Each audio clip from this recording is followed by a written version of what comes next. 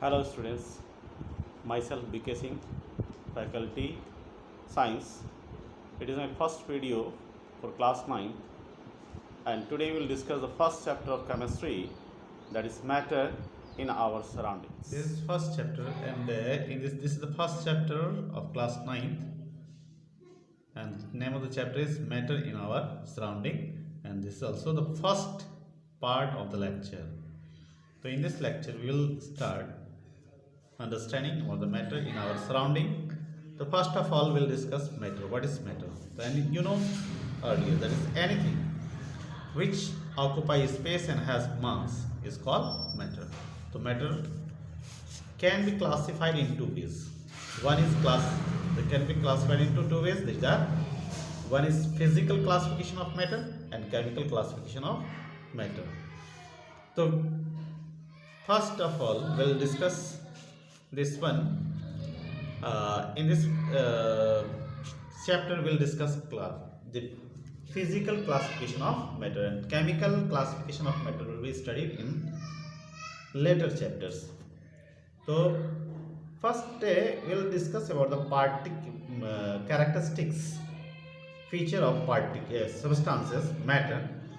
That is, particles size is extremely small, and this can be understood by one activity, and this activity is this: that for this one we'll take few beakers, and in these beakers we'll fill water, and first beaker we'll take KMnO4, that is potassium permanganate, little amount whose color is purple, and which we will mix in the first beaker, and after mixing its color, the color of the solution will become purple.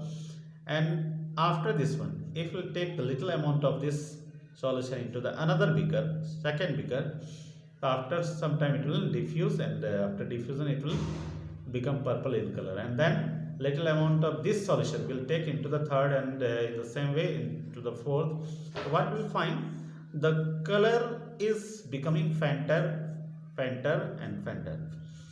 So in this way, but it do not lose its color, still the purple color persists in last beaker also.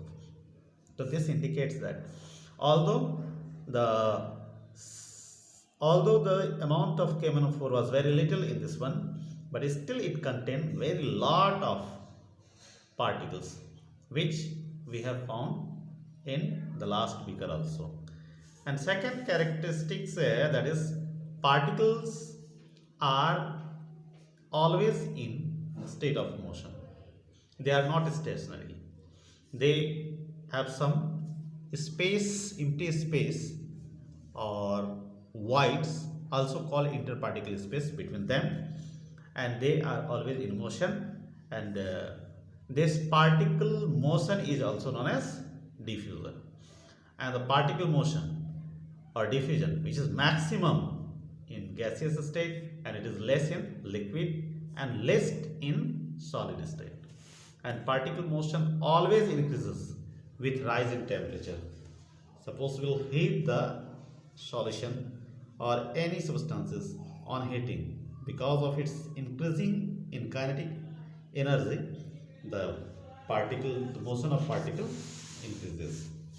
Second thing we will start, that is, next thing is interparticle attraction, keeps particle close. That means they have some force of attraction also.